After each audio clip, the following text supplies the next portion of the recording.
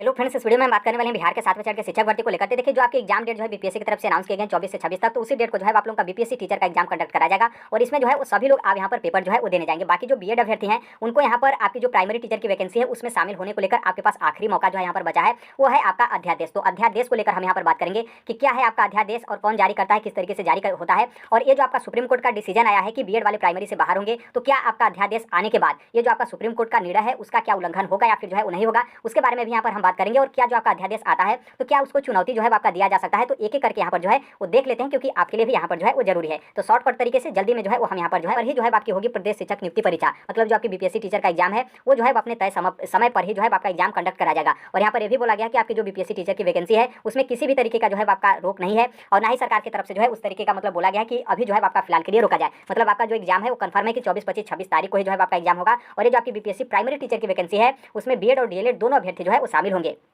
बाकी इतना हमको भी पता है और हमने बता दिया था कि जो आपका सुप्रीम कोर्ट ने एनसीटी की अधिसूचना को खारिज कर दिया, और उस अधिसूचना के खारिज होने के बाद जो आपका सीटेट पेपर 1 हो और जो आपका ब्रिज कोर्स हो और जो आपका प्रक्रिया होता था कि बीएड अभ्यर्थी प्राइमरी में शामिल होते थे, तो जैसे सुप्रीम कोर्ट का आपका डिसीजन आता है ये सभी चीज़ें जो है आपकी खारिज हो जाती है। उसके बाद भी जो है यहाँ पर बिहार सरकार चाहता है कि आप लोगों का यहाँ पर एग्जाम जो है कंडक्ट करा जाए। बाकी जो बीपीएससी चेयरमैन है अतुल प्रसाद जी, उनका यहाँ पर कोई गलती नहीं है, क्योंकि उनको जो जिम्मेदारी दी गई है आपके एग्जाम को लेकर, और बाकी जो कुछ भी आपका कानून होगा या फिर जो आपका नियम होगा भर्ती में शामिल हो या फिर बाहर हो, ये बिहार सरकार का काम है और बिहार का जो शिक्षा विभाग है उसका काम है, ना कि बीपीएससी का काम है। बीपीएससी को सिर्फ जिम्मेदारी दी गई है आपको भर्ती प्रक्रिया कराना, तो वो अपना करा रहे हैं और समय पर जो है एग्जाम देंगे। आपने बीपीएससी के जो चेयरमैन है उनका ट्वीट भी जो है वो देखा होगा। बाकी अध्यादेश को लेकर यहाँ पर हम बात करें तो हम यहाँ पर वीडियो देख रहे थे, मैम है और मैम की तरफ से यहाँ पर कहना कि ये जो आप देख सकते हैं बीएड अभ्यर्थियों की जो है वो गुहार, और ये जो आपका लेटर है बेसिकली इस लेटर में जो है आपके अध्यादेश लाने को लेकर यहाँ पर बात किया जा रहा है कि जल्द सरकार जो है वो तत्काल में अध्यादेश लाए और जो आपकी बीएड अभ्यर्थी हैं उनको यहाँ पर प्राइमरी में शामिल करे, चाहे आपकी राज्य सरकार की भर्ती हो या फिर जो है आपकी केंद्र सरकार की कोई भर्ती हो या फिर जो आपके पात्रता वगैरह एग्जाम होते हैं, सभी प्राथमिक में जो है वो यहाँ पर बीएड अभ्यर्थियों को शामिल करे तत्काल, एकदम इमरजेंसी में जो है वो सरकार अध्यादेश लाए। यहाँ पर जो है इस तरीके का कहना है।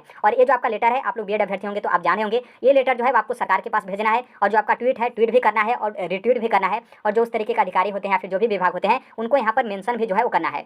और जो आपके क्षेत्रीय अधिकारी होंगे, विधायक होंगे या फिर सांसद होंगे या फिर नेता वगैरह होंगे, उनको जो है ये लेटर आपको जो है वो देना है। फिर ये सभी चीज़ें करने के बाद मैम के पास जो है आप लोगों को इसका स्क्रीनशॉट जो है वो भेजना है कि हमने यहाँ पर जो है वो भेज दिया। अब आगे हम यहाँ पर बात करते हैं। नॉर्मल सी बात है, बीएड अभ्यर्थी होंगे तो आप इसके बारे में जान रहे होंगे कि यहाँ पर आपको अध्यादेश को लेकर यहाँ पर क्या क्या जो है आपके कंपेन है और क्या क्या जो है आप लोगों को करना है। अब यहाँ पर बात कर लेते हैं अध्यादेश को लेकर कि अध्यादेश जो है आपका क्या है, कौन जो है वो जारी करता है। देखिए, जो आपके आर्टिकल 123 है उसमें राष्ट्रपति के अध्यादेश जारी करने का जो है आपका शक्तियों का वर्णन है, मतलब राष्ट्रपति के पास जो है आपका अधिकार है अध्यादेश जारी करने को लेकर। अगर कोई ऐसा विषय हो जिस पर जो है वो तत्काल कानून बनाने का अधिकार हो, मतलब यहाँ पर महसूस हो रहा है कि जो बीएड अभ्यर्थी हो उनको प्राइमरी में शामिल करने को लेकर यहाँ पर सरकार जो है इमरजेंसी में मतलब तत्काल जो है कानून बनाए, इसलिए जो है आपका अध्यादेश के बारे में यहाँ पर बात जो है आपका किया जा रहा है। और उस समय संसद न चल रहा हो तो अध्यादेश जो है आपका लाया जा सकता है। फिर आगे यहाँ पर देखेंगे तो आगे यहाँ पर बोला गया है कि अध्यादेश का प्रस्ताव उतना ही रहता है जितना आपका संसद में पारित कानून का होता है। इन्हें जो है कभी भी वापस लिया जा सकता है, मतलब जो आपका अध्यादेश होगा वो आपका कभी भी वापस लिया जा सकता है। अध्यादेश के जरिए नागरिकों के मूल अधिकार जो है आपके छीने नहीं जा सकते हैं, ये थोड़ा सा ध्यान रखिएगा क्योंकि इसके बारे में आगे हम यहाँ पर बात करेंगे। आगे बोला गया कि केंद्रीय मंत्रिमंडल के सलाह पर राष्ट्रपति अध्यादेश जारी करते हैं, क्योंकि कानून बनाने का अधिकार जो है आपकी संसद के पास है। ऐसे में अध्यादेश को संसद की मंजूरी जो है वो आपकी चाहिए होती है। अध्यादेश को संसद में 6 सप्ताह के भीतर जो है आपका पारित कराना होता है। नॉर्मल सी बात है, जो आपकी वर्तमान सरकार है, वर्तमान गवर्नमेंट है, इनके पास जो है अच्छा खासा बहुमत है तो पारित भी करा लेंगे, उतना इनके मतलब उतना जो है मुसीबत नहीं होगा। अध्यादेश जारी करने के 6 महीने के भीतर जो है आपका संसद सत्र जो है आपका बुलाना अनिवार्य होता है। फिर आगे यहाँ पर देखेंगे तो आगे यहाँ पर बोला गया कि संसद ऐसा कोई कानून नहीं बना सकती, न ही जो है आपके संविधान में ऐसा संशोधन कर सकती है जिससे जो आपका संविधान का मूल ढांचा हो उसका यहाँ पर उल्लंघन हो। मतलब यहाँ पर दो चीज जो है आप यहाँ पर ध्यान रखेगा, पहला था आपका मूल अधिकार छीनना और दूसरा यहाँ पर जो था आपका संविधान का जो मूल ढांचा है उसका यहाँ पर उल्लंघन। अब यहाँ पर हम आगे देखते हैं, ये आप यहाँ पर जो आप इंग्लिश में देख रहे हैं जो आपका सुप्रीम कोर्ट का डिसीजन हुआ था, जिस डिसीजन में सुप्रीम कोर्ट ने एनसीटी का जो आपका अधिसूचना था उसको खारिज किया था, तो यही जो आपका सुप्रीम कोर्ट का ऑर्डर है उसी का ऑर्डर कॉपी है। यहाँ पर जो आप ब्लैक लाइन में देख रहे हैं तो इसका आप हिंदी रूपांतरण यहाँ पर देखेंगे तो यहाँ पर बोला गया है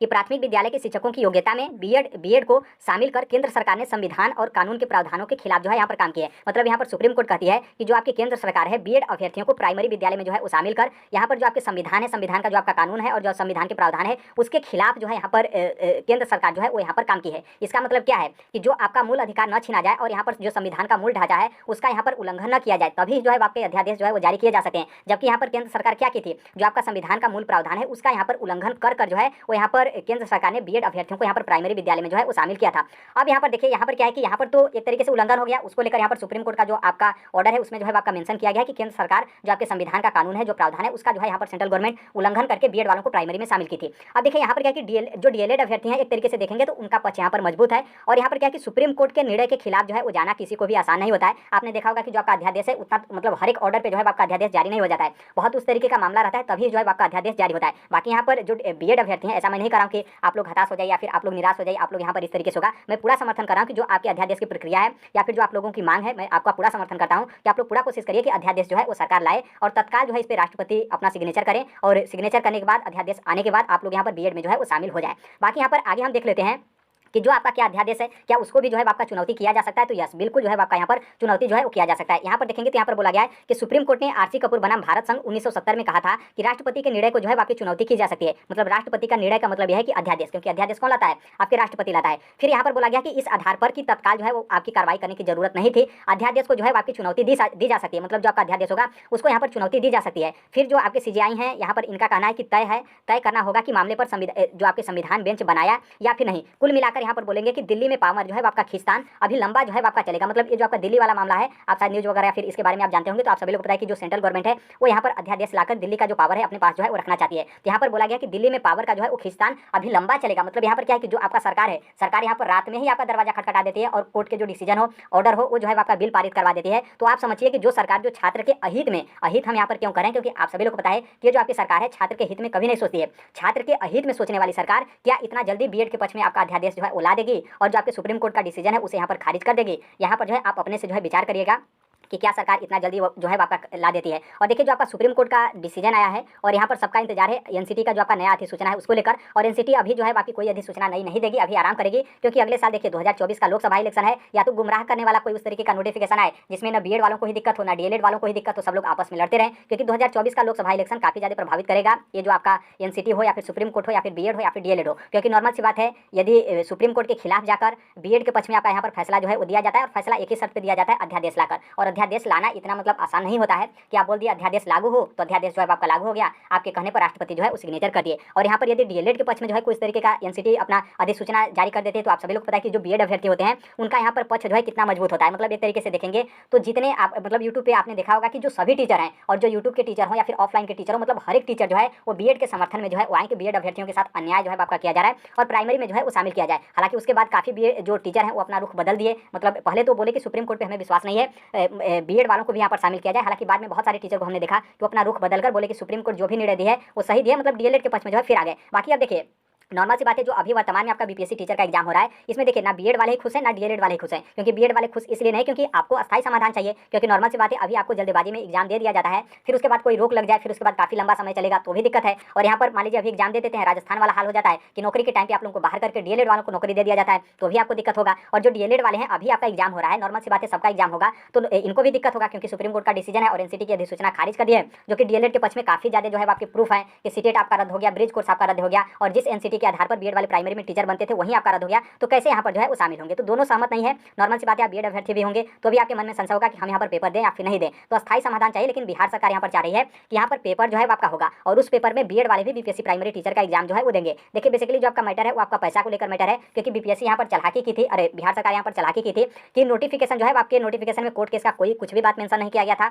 ना ही आपके एनसीटी का कोई उस तरीके का लेकर मेंशन किया गया था। बिहार सरकार का गजट था उसमें एनसीटी का बोला गया था, लेकिन बिहार सरकार का गजट कौन पढ़ने जाएगा? सब कोई नोटिफिकेशन पढ़ा बीपीएससी टीचर का, उसमें साफ साफ बोला गया था कि बीएड और डीएलएड वाले भी शामिल हैं। सभी लोग यहाँ पर फॉर्म भर दिए, 4 लाख बीएड अभ्यर्थी जो है यहाँ पर फॉर्म भरे। यदि इन लोग अपने नोटिफिकेशन में एनसीटी का हवाला देते या फिर कोर्ट केस का हवाला देते तो मुश्किल से जो है आपके 1 से 1.5 लाख जो है आवेदन आते। मतलब यहाँ पर क्या है कि अदर स्टेट के जो बीएड अभ्यर्थी हैं वो तो यहाँ पर फुल चांस था कि वो लोग अपना फॉर्म ही नहीं भरते। जो बिहार के अभ्यर्थी होते हो सकता था कि उन लोग फॉर्म भरते।